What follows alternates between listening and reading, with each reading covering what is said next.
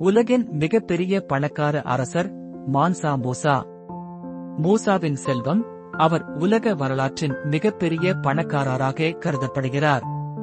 சில ஆதாரங்கள் அவரது செல்வத்தை 400 பில்லியன் அமெரிக்க டாலர்களுக்கு சமமாக மதிப்பிட்டிருந்தாலும் அவரது உண்மையான செல்வத்தை துல்லியமாக கணக்கிட இயலாது.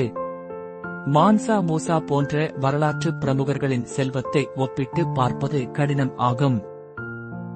மான்சா மூசா, வாங்காராவின் சுரங்கங்களின் இறைவன், கானாடாவை வென்றவர், மாலியின் சிங்கம் மற்றும் கன்கன் மூசா உட்பட பல பெயர்களால் அறியப்பட்டார். மேற்கில் அவர் மான்சா மூசா என்ற பெயரில் பிரபலமானவர். மூசா என்பது ஒரு முஸ்லீம் பெயர். அதன் விவிலியத்திற்கு சமமான அர்த்தம் மோஸ் ஆகும். மான்சா என்றால் ராஜாக்களின் ராஜா. மூசா உலக வரலாற்றின் மிகப்பெரிய பணக்காராக கருதப்படுகிறார்.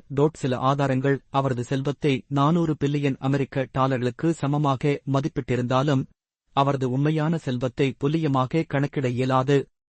மான்சா மூசா போன்ற வரலாற்று பிரமுகர்களின் செல்வத்தை ஒப்பிட்டுப் பார்ப்பது கடினம் ஆகும். ஒரு அரசனின் தனிப்பட்ட செல்வத்தை நாட்டின் செல்வத்திலிருந்து பிரிப்பதில் பல சிக்கல்கள் உள்ளன.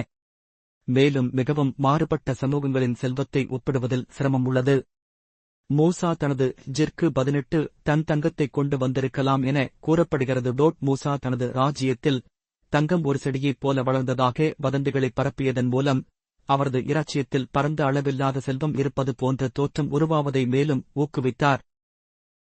மேற்கு ஆப்பிரிக்காவின் வரலாற்றில் மூசாவின் பயணம் மிக முக்கியமான தருணமாக கருதப்படுகிறது. மூசாவின் ஆட்சி பொதுவாக மாலியின் பொற்காலம் என்று கருதப்படுகிறது. ஆனால் இந்த கருத்து அவரது ஆட்சி அரபு மூலங்களால் சிறப்பாக பதிவு செய்யப்பட்டதன் விளைவாக இருக்கலாம். மன்சா மூசா 14ஆம் நூற்றாண்டில் மாலியின் பேரரசராக இருந்தார். வரலாற்றில் இன்றுவரை மிகப்பெரிய பணக்காரராக அறியப்படும் இவர் மெக்காவிற்கு புனித யாத்திரை மேற்கொண்டதற்காக பிரபலமானார். இது அவர் சென்ற நகரங்களுக்கு அவரது செல்வத்தை வெளிப்படுத்தியது.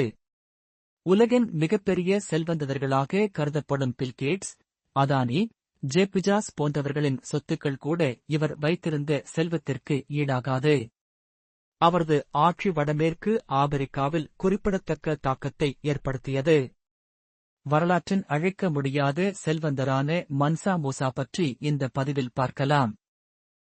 மான்சா மூசாவின் பரிவாரத்தில் பாரசீக பட்டு உடுத்திய 12,000 அடிமைகள் உட்பட 60,000 ஆண்கள் இருந்தனர். மூசா 500 அடிமைகளுடன் தங்கத்தால் அலங்கரிக்கப்பட்ட தடியை ஏந்திக் கொண்டு குதிரையில் ஏறினார். தலா 300 பவுன் தங்கம் சுமந்து சென்ற 80 ஒட்டகங்களையும் தன்னுடன் அழைத்துச் சென்றார். மூசா தனது பயணத்தின் போது கெய்ரோ மற்றும் மதீனா உள்ளிட்ட மெக்காவிற்கு செல்லும் வழியில் மக்களுக்கு தங்கத்தை விநியோகிக்கவும் நினைவு பரிசுகளுக்காக பரிமாறவும் செலவழித்தார். 12 ஆண்டுகளுக்குப் பிறகு வரலாற்றாசிரியர் சிஹாப் அலுமரி கெய்ரோவுக்குச் சென்றபோது குடிமக்கள் அப்போதும் மூசாவை புகழ்ந்து பாடினர். திம்புக்டு மற்றும் காவோவில் பல மசூதிகள் மற்றும் கல்வி மையங்கள் கட்டப்பட்டன. அவர் ஸ்பெயின் மற்றும் கெய்ரோவிலிருந்து கட்டிடக் கலைஞர்களை வரவழைத்தார். அவர் தனது பெரிய அரண்மனையையும் புகழ்பெற்ற டிஜிங்குரேபர் மசூதியையும் கட்டினார். சங்கூர் பெரிய பல்கலைக்கழகமும் இவருடைய ஆட்சிக் காலத்தில் கட்டப்பட்டது. மூசாவின் பிரமாண்டமான அரண்மனை இப்போது இல்லை, ஆனால் பல்கலைக்கழகமும் மசூதியும் இன்னும் திம்புக்டுவில் உள்ளன. மூசாவின் ஆட்சியின் போது கட்டப்பட்ட மற்றொரு பிரபலமான கட்டிடம் காவோ மசூதி ஆகும். இதில் மேற்கு ஆப்பிரிக்காவில் முதல் முறையாக எரிக்கப்பட்ட செங்கற்கள் பயன்படுத்தப்பட்டன. மான்சா மூசாவின் நிகர மதிப்பு பில் கேட்ஸை விட கிட்டத்தட்ட 7 மடங்கு அதிகம்.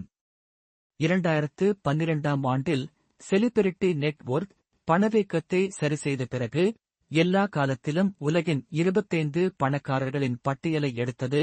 மேலும் பில் கேட்ஸ் மற்றும் வாரன் பஃபெட் போன்ற பெயர்களுக்கு மேலே உள்ள பட்டியலில் மான்சா மூசா முதலிடத்தில் இருந்தார். மூசா இறக்கும்போது அவரது தனிப்பட்ட சொத்து மதிப்பு $400 பில்லியன் என்று கணக்கிடப்பட்டது. 2வது இடத்தில் இருந்த ரோத்ஷில்ட் குடும்பம் $50 பில்லியன் குறைவாக இருந்தது. மூசாவின் அசாதாரண செல்வத்திற்கு முக்கிய காரணம் உலகின் உப்பு மற்றும் தங்க விநியோகத்தில் பாதிக்கும் மேலானதற்கு மாலி காரணமாக இருந்தது. முரண்பாடான கணக்குகளால் மன்சா மூசா இறந்த ஆண்டு குறித்து குழப்பம் உள்ளது. ஆனால் அவர் 1332 இறந்திருக்கலாம்.